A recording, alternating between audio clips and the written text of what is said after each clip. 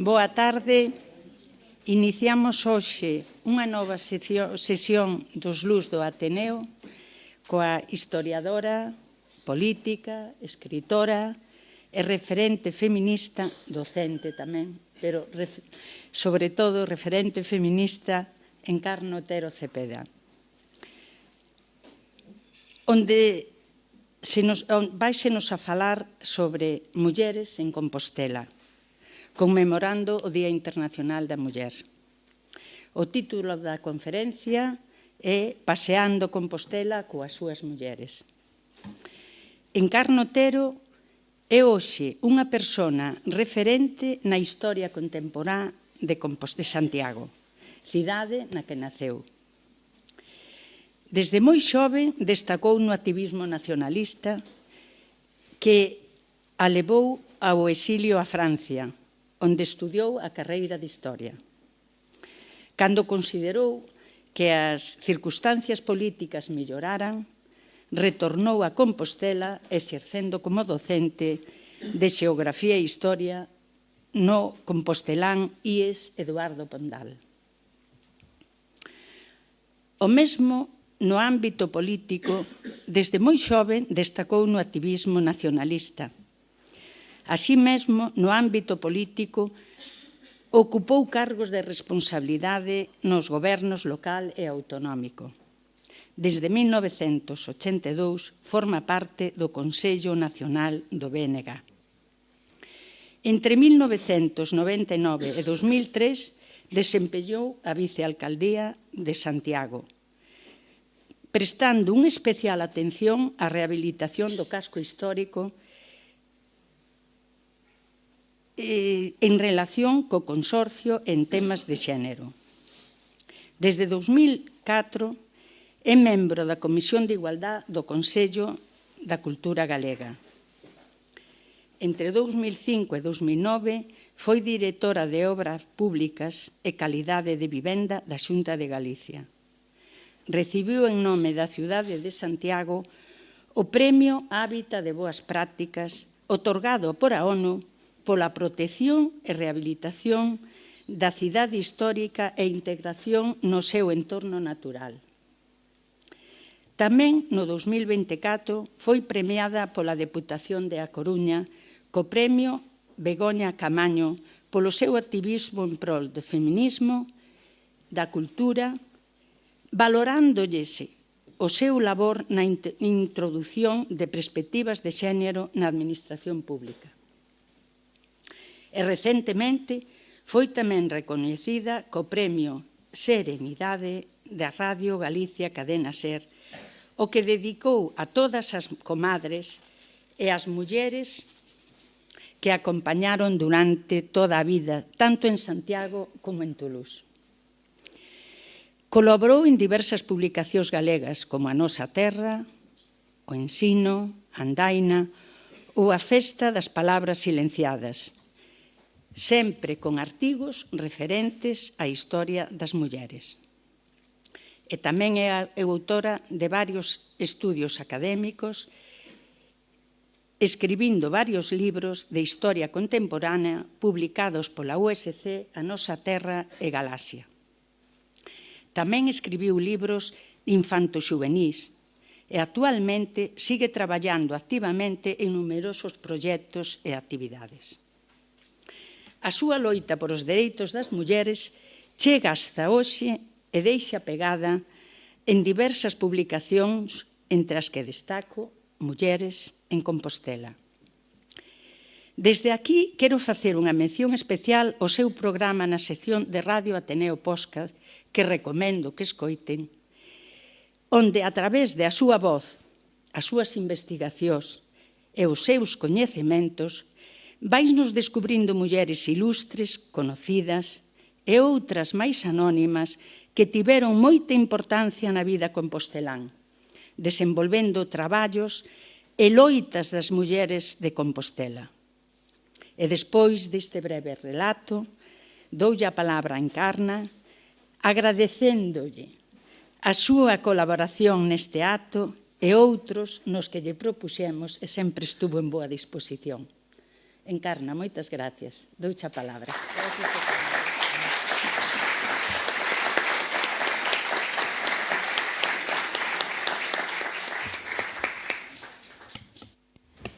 Boas tardes. Marisa, fuches moi xenerosa, o único que queres con todo eso é que teño unha certa edad, como moi ben se percibe, non? Eso que quere decir. E, por tanto, tuven, e espero seguir tendo, o digo así sinceramente, pois tempo para camiñar. Non me queda, antes de todo, e para comenzar, máis que agradecementos. Agradecementos ao Ateneo, por permitirme estar hoxe aquí, agradecementos a todas as persoas que aquí estades, porque nunha tarde fría, moi fría, do mes de marzo, e con auga, pois decidichedes vir hasta aquí, por tanto, estou moi contenta de que esteñades e vamos a ver se estou á altura das vosas expectativas simplemente polo feito de camiñar hasta aquí, non? O Ateneo tamén me permite, desde fai anos, pasear esta Compostela con mulleres nos diferentes podcasts que logo pois escoitaremos algún, pero os que podedes acceder con facilidade. E tamén teño que dar as grazas a todas as familias que comigo ou a través de min queren darlle voz ás súas mulleres. Porque é verdade que hai un traballo de investigación, non podría ser de outra maneira, porque normalmente a vida das mulleres está relativamente tapada ou oculta, incluso daquelas que máis camiñaron e máis fixeron, pero tamén é verdade que en moitos casos é preciso que as familias colaboren porque elas son as depositarias do patrimonio. Entón, con isto quero dicirvos dúas cousas. Primeiro, que eu agradezo que me permiteades entrar na vosa contorna para logo podelo contar e, sobre todo, que teñades moito cuidado de guardar os documentos. Só vos vou a poñer un exemplo antes de entrar xa no paseo que vamos a facer hoxe. Fará como 3 semanas ou 4, non moito, nun lugar que se dedica a recoller pisos que se baleiran, Proxecto Reto, me imagino que escoitáchedes falar, atopou unha persona e logo recurriu a min unha foto asinada por detrás. A fotografía era de Maruxa e Coralia, aínda de luto, porque elas guardaron luto durante tempo porque pensaban que os irmáns estaban mortos. Eso é unha foto, hai moitas, pero o que estaba detrás era unha asignatura.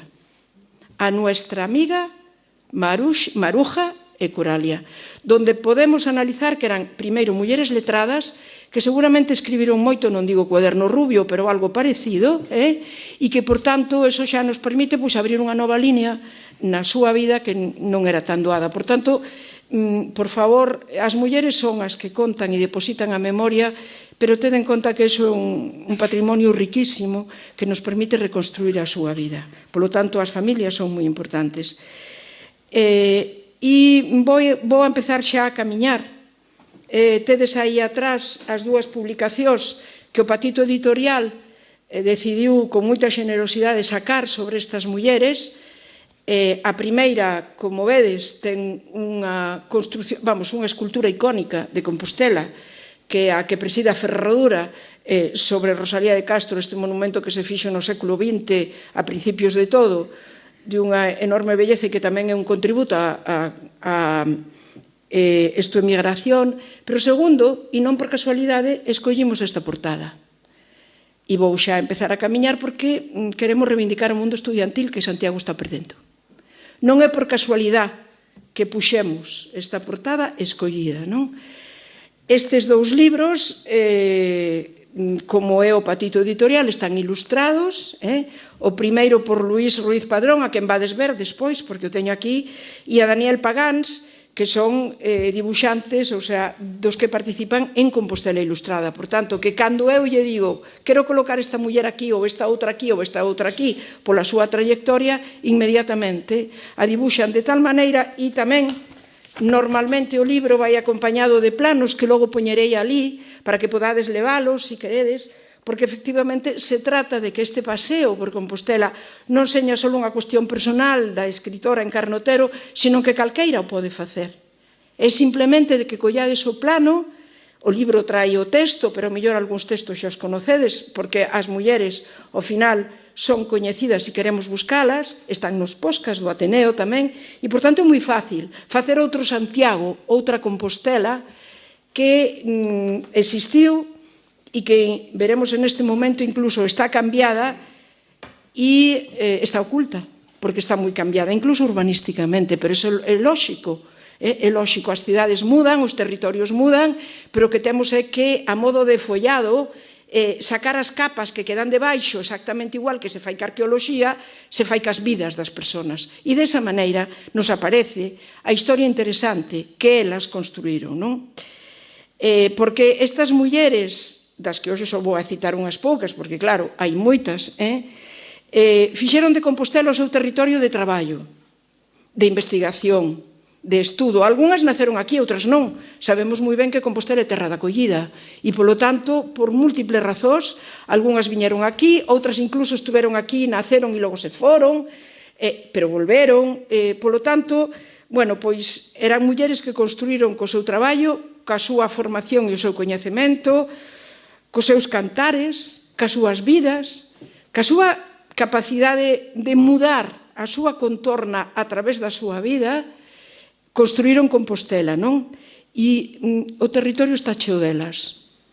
Da mesma maneira que eu puden descubrilas, as podedes descubrir vos. Algúnha xente da que estades aquí seguramente as conocichedes en vida, porque, bueno, unha das características dos meus libros, e xa vos lo digo, non nos podcast, nos podcast non, pero nos libros, sí que as mulleres xa non están, porque considero que as que están aínda poden construir as súas vidas e o seu relato, as que non están non.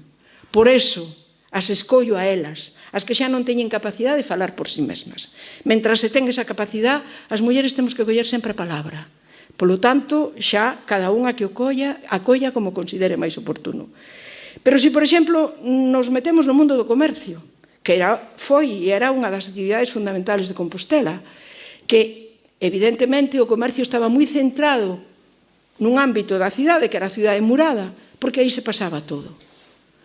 En Santa Susana había feira e aí se facían os cartos. Na Plaza de Abasto se vendía e tamén se facían os cartos, e a partir de aí, polo perímetro murado, se distribuían diferentes comercios onde, efectivamente, estas mulleres crearon as súas actividades. Logo había tamén os comercios dos barrios, pero nos barrios eran máis ben as casas de comidas e as tabernas, porque se viña ao pueblo a comprar. Eso era así, e a vender, as dúas cousas.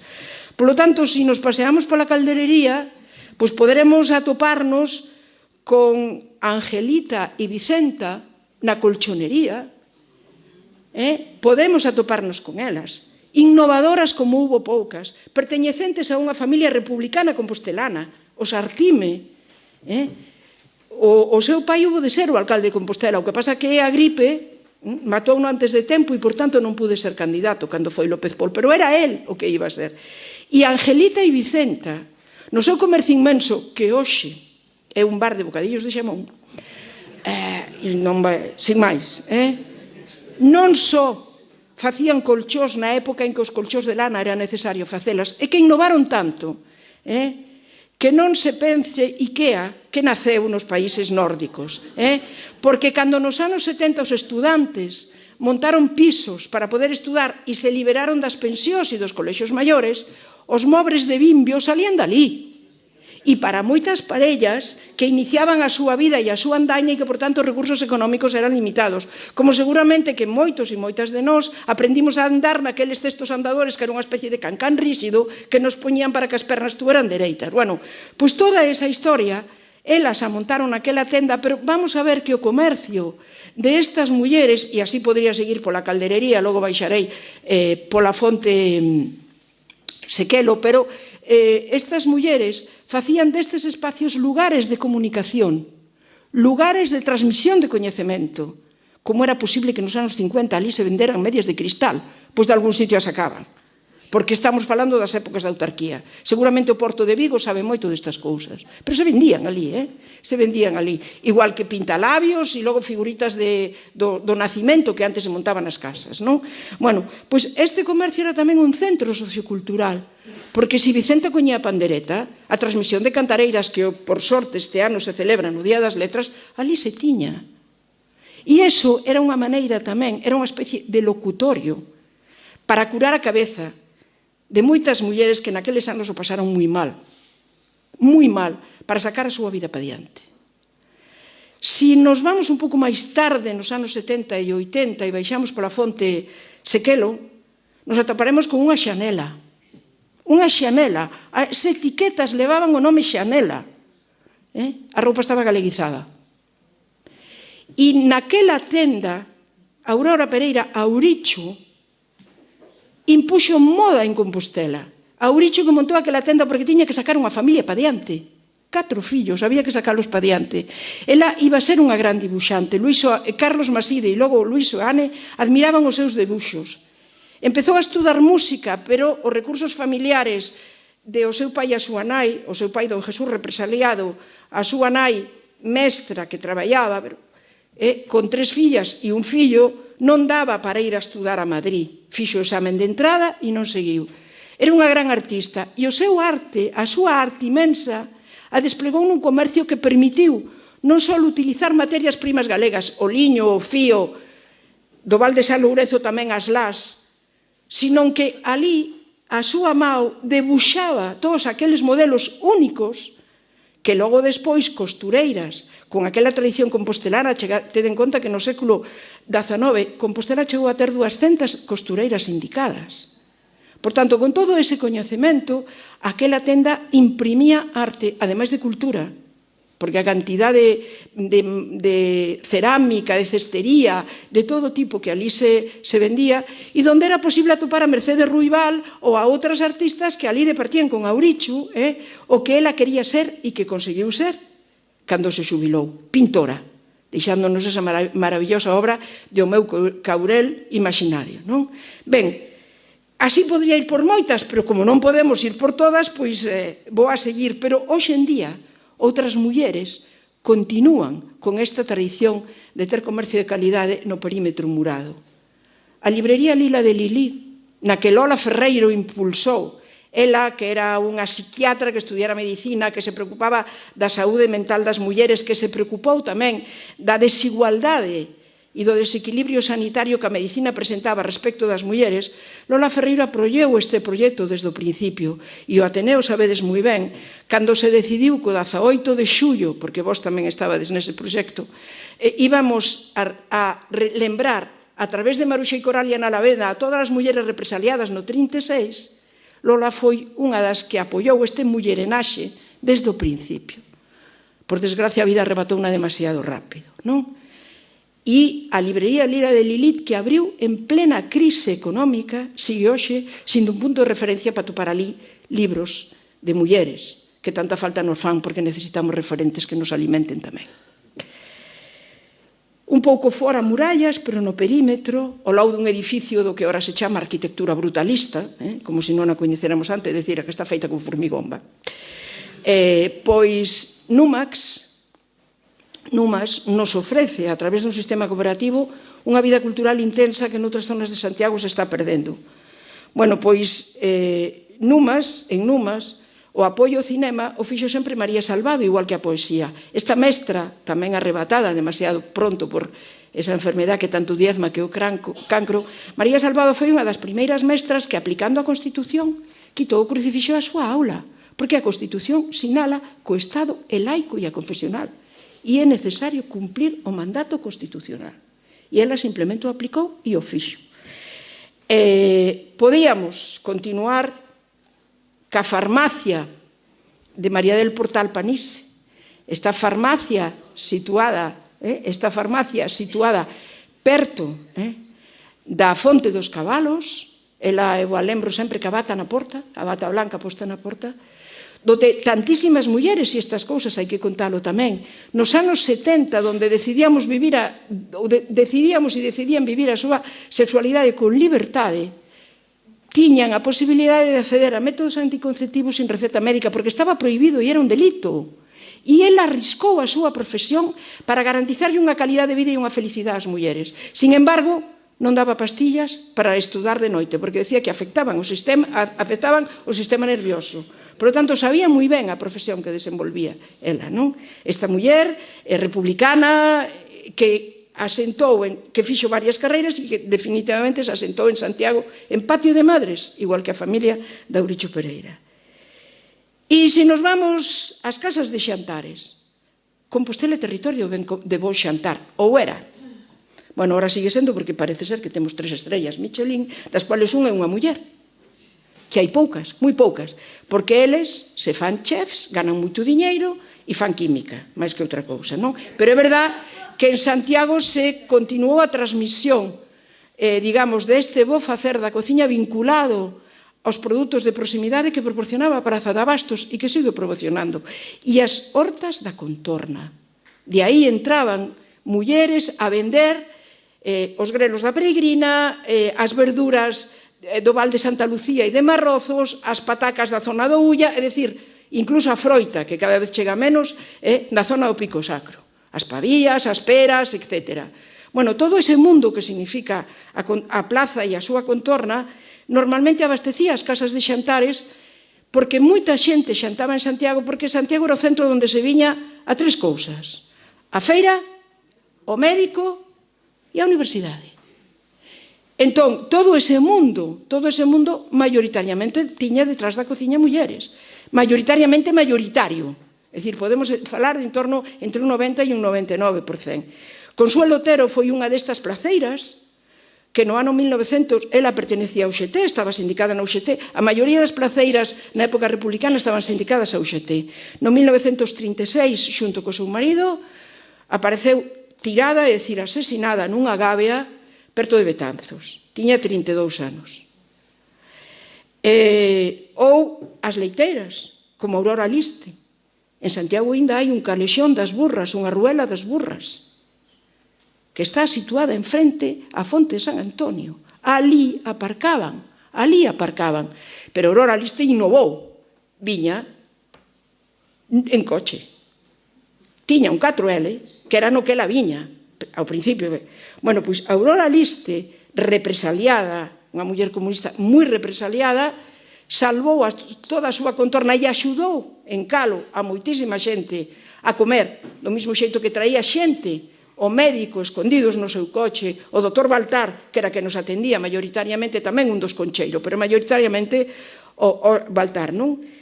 E se seguimos co tema do comercio, e ora nos baixamos hacia a Rúa da Estación, pois temos a María Reimóndez. Claro, María Reimóndez non vos di nada, verdad? Pero Portela Saijo sí. Pois fixádevos como as mulleres son capaces de reinventarse. María sacou a plaza de mestra, pero como tiña que marcharse á escola, o seu marido non a deixou marchar. E que fixo ela? Pois formar parte do comercio, dado que o seu marido maioritariamente era un inventor e, por tanto, as cousas de comer lle prestaba pouca atención e, ademais, daba aulas, polo tanto, non podía, ela se puxo ao pé do comercio, se puxo ao frente da administración, se puxo ao frente da actividade económica, fixo a primeira publicidade, xa o comercio estaba no Hórreo, estuvo aquí ao lado, pero daquela época xa estaba no Hórreo, e ali María fixo algo tan moderno como evitar que os clientes foran ao banco. Daquela o sistema de pago eran as letras de cambio. Así se mercaban as radios e posteriormente os electrodomésticos. E levaba toda a contabilidade na cabeza para que, cando unha débeda non se pagaba os xoves, que era cando viñan as mulleres e pagaban e os homes, levaba na cabeza e lle daba unha mora, porque sabía que se iba ao banco, tiña que pagar a empresa e tiña que pagar a persoa que tiña a débeda e, por tanto, nin beneficiaba a persona debitaria nin beneficiaba o comercio. Por tanto, decidiu que o menos posible utilizar a banca. Imaginádevos os microcréditos que esta muller concedeu antes de tempo. E era así. E non só eso, sino que os fillos e as fillas que me falaron dela me decían e que na nosa casa, ela foi a que decidiu que íbamos a mercar unha casa grande na Rosaleda. E se mercou. Meu pai tiña medo, ela decía que pa diante, co traballo sale todo. E na nosa casa viñan, había unhas tertulias imensas porque ali xente que pasaba por Compostela sabía que tiña un café para tomar e, por tanto, desde estudantes hasta profesores novos que chegaban á facultade, xente de todo tipo pasou pola nosa casa de tal xeito que nos enriquecemos e a miña casa era un centro de tertulias permanente. E isto fixo esta muller que iba a ser mestra, e, polo tanto, digamos que a súa vida levou por outro lado e supo perfectísimamente facelo. E que falar das mulleres do ensino? de tanto e tanto que traballaron esas mulleres para transmitir coñecementos, para innovar na educación, para facer que o galego fora lingua de cultura e de coñecemento.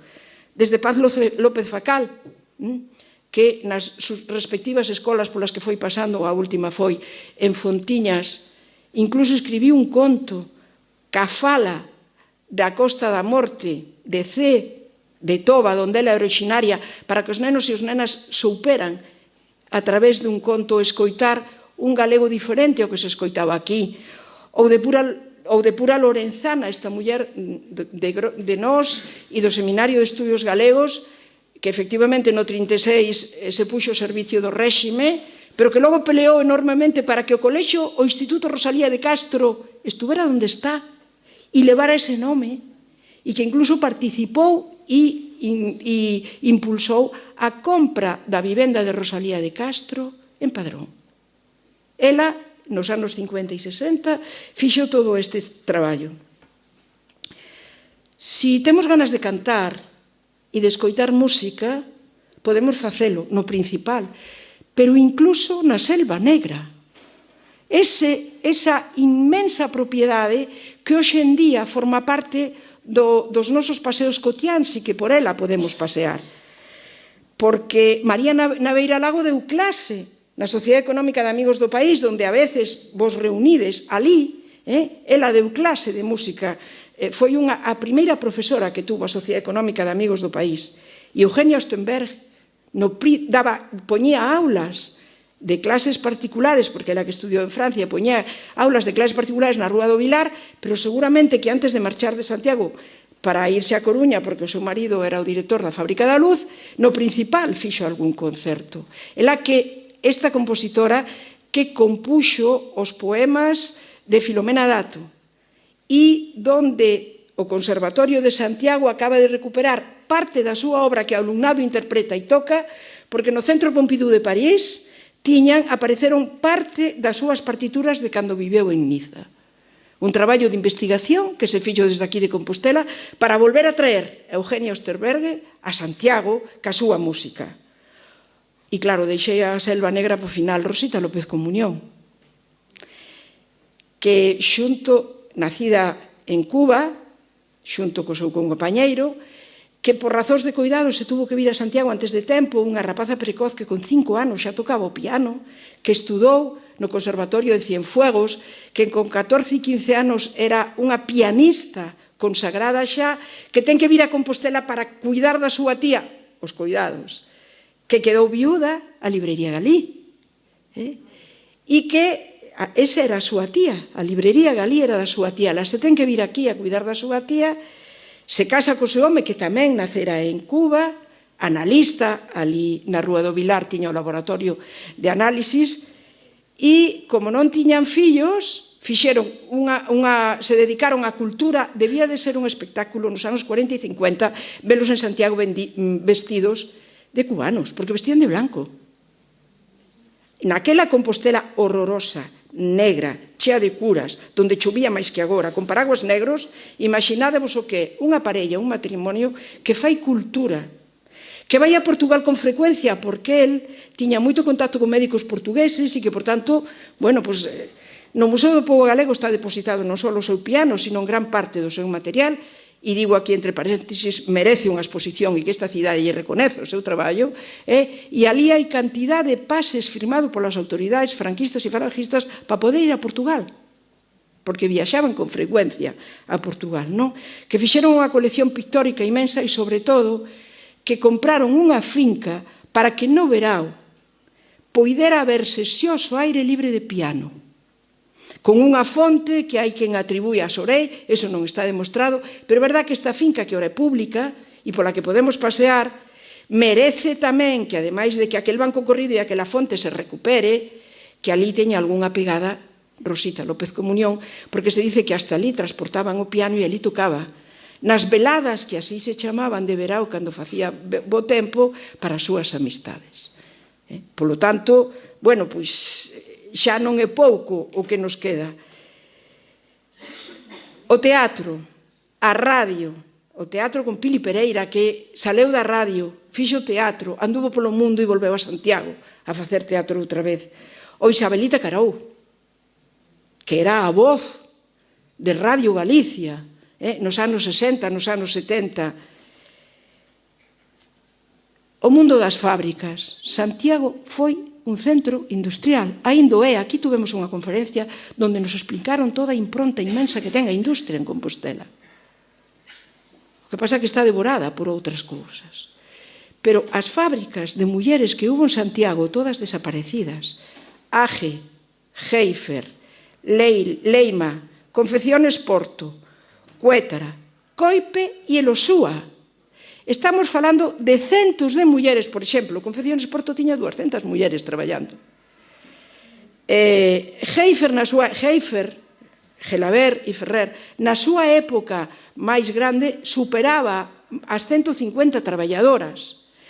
Polo tanto, todas estas fábricas fixeron que moitísimas rapazas con 14 anos, porque naquela época se empezaba a traballar con 14 anos, primeiro, puderan acceder ao mundo fabril, segundo, tuveran economía propia, terceiro, conquistaran dereitos, o dereito ás vacacións, o dereito á baixa maternal, o dereito a indemnizacións, o dereito a ser dadas de alta na Seguridade Social e, por tanto, poder acceder a unha pensión.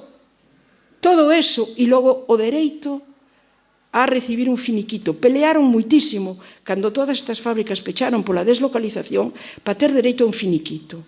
Toda esta historia contada por mulleres, logo vamos a escoitar un momento a unha delas, narra como isto deixou unha impronta na súa vida, porque as fábricas deixan impronta na vida das persoas. O traballo fabril é moi importante porque é un traballo colectivo. E elas o fixeron a través de todas estas fábricas.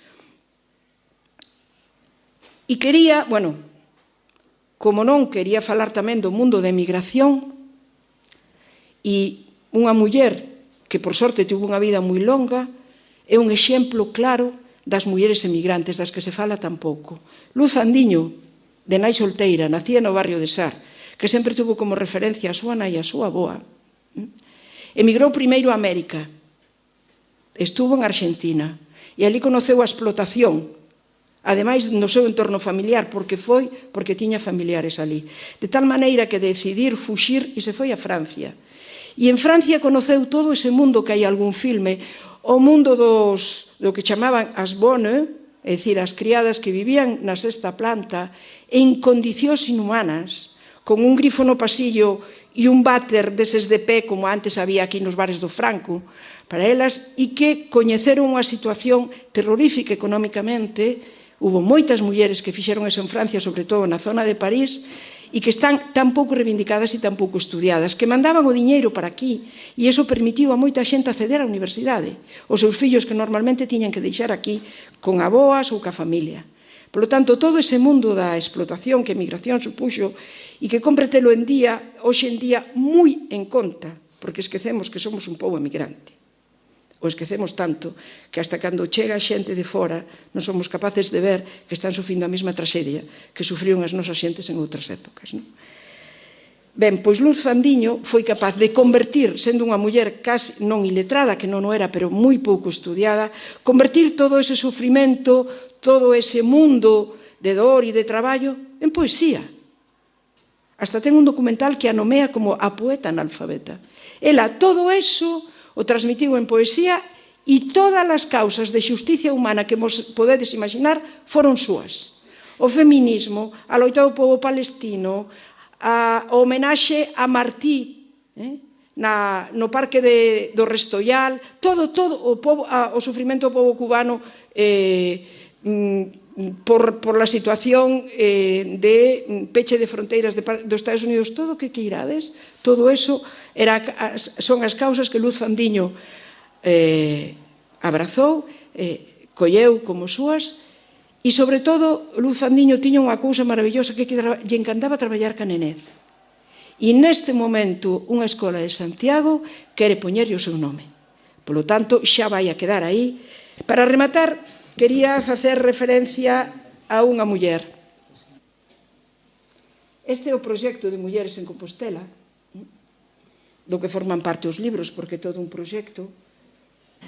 porque de Pencha non falei, porque claro, xa non podo falar máis, pero bueno, Pencha, e así vedes o proxecto tamén.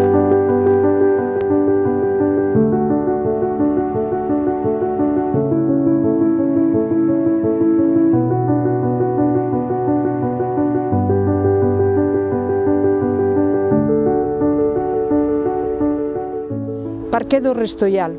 Cando Pencha naceu era unha finca privada, hoxe é un parque público de Compostela. Prudencia Santas Marinas Raposo, Pencha, a nosa Pencha. E o digo como veciña que nacín neste barrio. Pencha foi unha muller única, tiña luz, moitas mulleres teñen luz, pero ela realmente reunía todas as cores do arco-íris. Estudou magisterio, logo se formou na escola de instructoras rurais en Aranjuez, tuvo unha bolsa para ir a Estados Unidos naqueles anos, estamos falando dos anos 60, finales dos 50, principios dos 60, e logo sacou as oposicións para traballar en extensión agraria, fixo en Viveiro. E en Viveiro, e naquela zona da Mariña, foi unha líder do movimento contra a central nuclear de Xove, foi sindicalista, foi unha das organizadoras das comisións labregas e traballou moito cas mulleres rurales. E posteriormente pasou a Consellería de Pesca e ali empezou un traballo ímprobo inmenso que hoxe está na memoria de moitas mulleres, a organización das mariscadoras para convertilas en profesionales. Ela no ano 1995 convocou o primeiro encontro de mulleres mariscadoras e despois a este lle seguiron moitos máis, moitísimos máis, e conseguiu que estas mulleres non só foran profesionales, sino que tuveran seguridade social e consideraran o mar como un espacio a cuidar. Non é só recoller marisco, é tamén limpalo, sementalo, cuidalo e moitas veces vigilalo contra a depredación de moitos e moitas furtivos e furtivas. Posteriormente fixo o mismo carredeiras.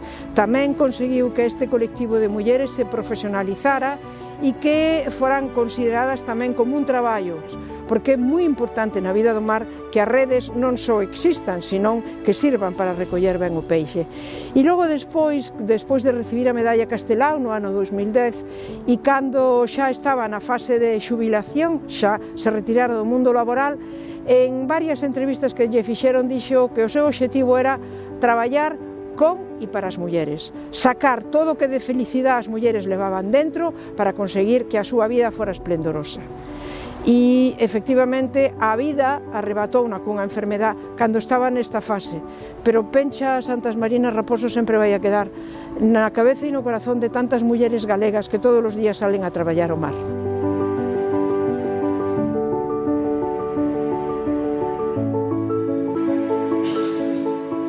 Bueno, pois do proxecto, que podedes entrar directamente aí na páxina mulleresencompostela.gal, está aberto, e xa pasa. Aí estedes, tamén por si queredes usalas, pois con amigos ou amigas, ou como que irades, decir, o proxecto ten todo isto, ten vídeos, ten unidades didácticas, están aí todas elas con uns dibuixos, ademais de Fausto, moi bonitos, moi bonitos, aí están.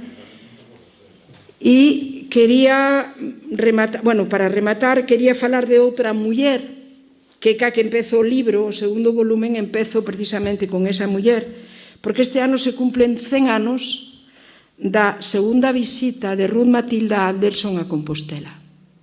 Ela ven unha primeira vez co seu pai, ambos os dous comisionados pala Spanish Society, para facer fotos por Galiza. E na segunda viaxe, ela ven acompañada de unha compañeira da Spanish Society que tamén é fotógrafa, Frances Spalding, veñen as dúas e no mes de outubro do ano 1925, fai 100 anos, chegan a Compostela. Seguramente, e aquí vou a facer un salto porque a imaginación o permite, chegan á estación de Cornes, pero por tanto, o Concello de Conxo, pero no ano 1925, fai 100 anos tamén, a Corporación de Conxo decidiu anexionarse, pasarse ao Concello de Compostela, por tanto, é o centenario tanto da segunda viaxe de Ruth como do paso, digamos, do Concello de Conxo a Compostela e o medre inmenso do Concello de Compostela, o que logo despois nos anos 50 se lle engadirá en festa, non? Seguramente pola estación de Cornes. As dúas mulleres chegarían a Cornes, ali esperaríalles o coche que o Hotel Suízo tiña desplazado para trasladalas hasta a rúa de Mazarelo, de Cardenal Pallá e o tránsito dos gramáticos. Ali chegarían con todo o seu material de traballo e o primeiro que falen é salir a pasear por Santiago. Era no Santo, chovía, era o mes de outubro, por tanto chovía, eso non é ningunha novedade, e Ruth Matilda Anderson nesta viaxe, pois nos deixa fotos maravillosas que despois poderes velas neste libro, os barquilleiros, as leiteiras, a castañeira. Unha das castañeiras decía que a cidade estaba chea de castañeiras. Era outubro, por tanto era a época das castañas. E, sobre todo, estas maravillosas fotos. Ela fotografa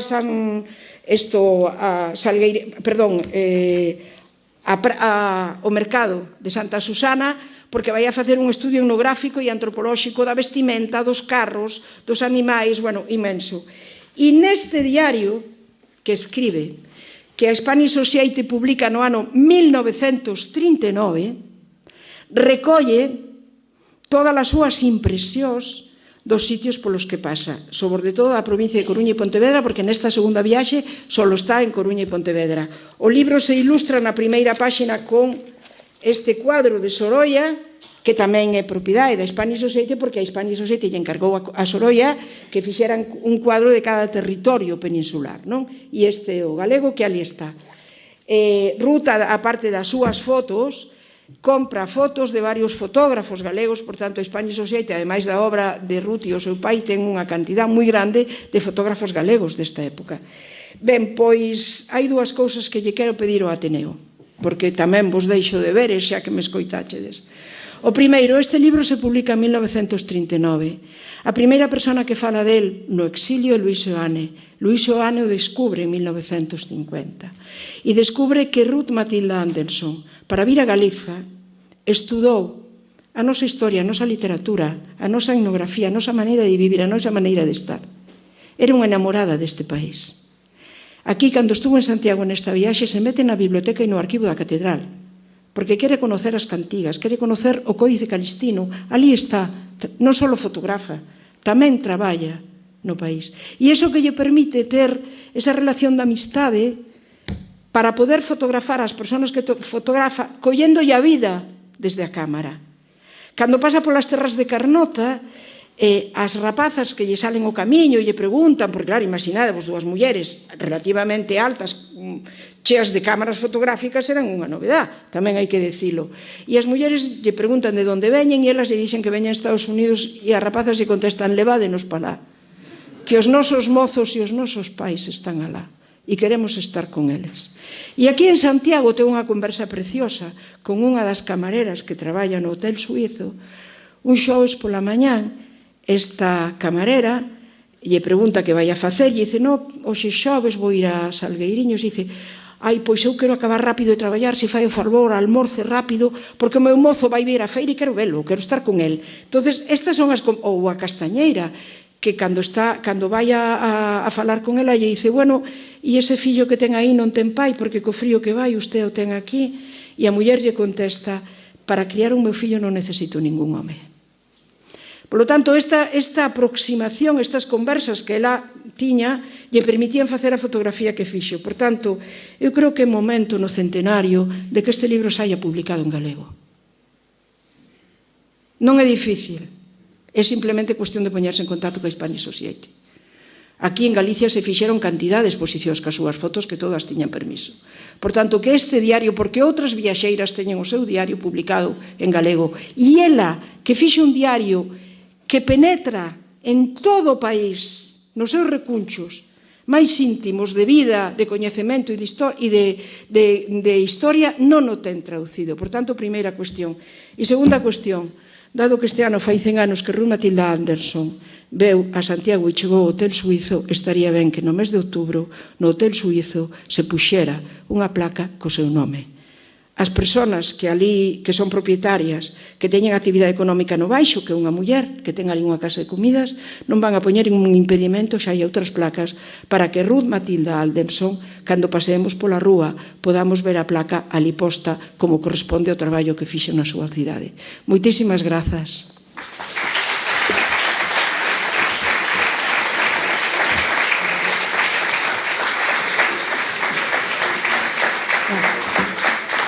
É unha simple curiosidade.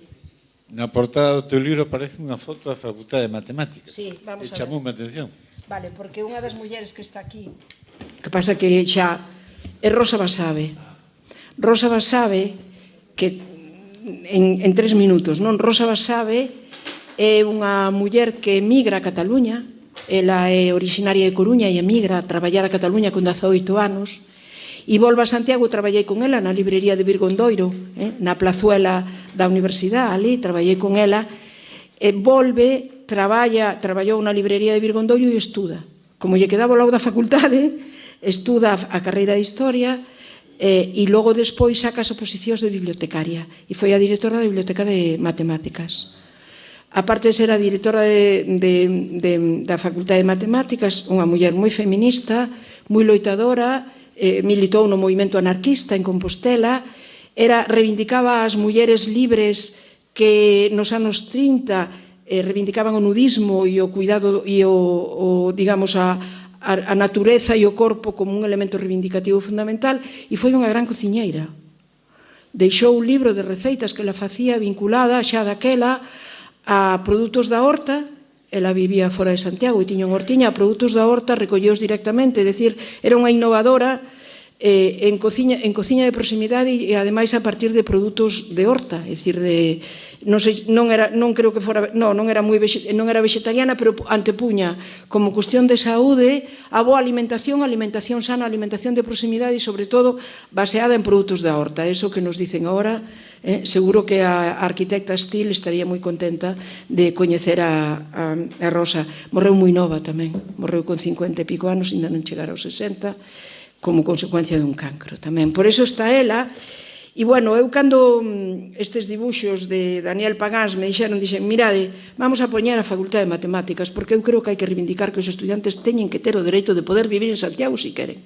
Non debemos expulsalos. Santiago é unha cidade universitaria. O estudiantado é xente xoven e Santiago necesita os universitarios e rexuvenecerse e deben de ter prioridade a través das políticas de vivenda. Entón foi, na medida en que podo, pois foi tamén unha escolla buscada. Bueno, moitas gracias, Encarna, polo teu traballo, animarte efectivamente a que continúes nel e afondes pois para poñer en valor o traballo e as mulleres de Compostela. En todo caso, como emplazas o Ateneo a unha serie de planteamentos, eu en nome da Xunta Directiva si quero decir que tomamos nota dese convite e trataremos de impulsar na medida das nosas posibilidades esas dúas cuestións que nos plantexas. Pois, se me permitides un momento, como tamén teño que facer publicidade da casa, os podcasts son un pouco, bueno, pois como biches de pencha, non? Entonces, como temos un de Ruth Matilda Aldenson, bueno, só un pouquiño de un porque lle dediquei varios, pero porque ademais eu quero poñer en valor o traballo dos técnicos, tamén dos podcasts, porque me axudan. Buscamos as fotos, buscamos as músicas, e entonces, bueno, pois pon un pouquiño do de Ruth, só un pouquiño así para que vexan como son. Canto penso que te fuches, negra sombra que me asombra, ao pé dos meus cabezales tornas facendome mofa. Moi boas ouvintes, mulleres e homes dos podcast de Paseando por Compostela con Mulleres. Hoxe vamos pasear Compostela, Vamos a pasear ben. Cun tempo parecido que temos agora. Era un pouco máis caro o inverno, pero había auga tamén, estaba oscuro, e a nosa guía, a nosa acompañante, a nosa viaxeira, porque neste caso unha viaxeira, o gallá, recuperábamos o criterio de viaxeira, é Ruth Matilda Anderson. É verdad que ela, agora fai 100 anos do seu primeiro viaxe a Santiago. As fotos. Aquí está. Aquí está ela. Pon as fotos, porque xa vedes un pouco como son os podcasts. Este é a habitación do Hotel Suizo.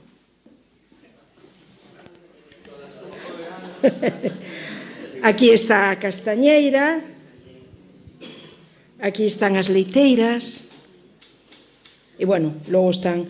Por tanto, para que vexades un pouco como son e que se poden escoitar en calqueira momento e, bueno, pois... Tamén acompañan, se queredes levar alguén por Santiago, igual que os libros, os planos, pois os podcasts, e nos podcasts sí que xa son uns cuantos anos, por tanto xa podedes pasear Santiago por todos os lados. Nos 222 kilómetros de extensión. Bueno, pois se non hai preguntas, nos vamos entregar a Encarna un agasallo que, como xa tes a Concha, e pensamos en darche outro agasallo. Moitas grazas.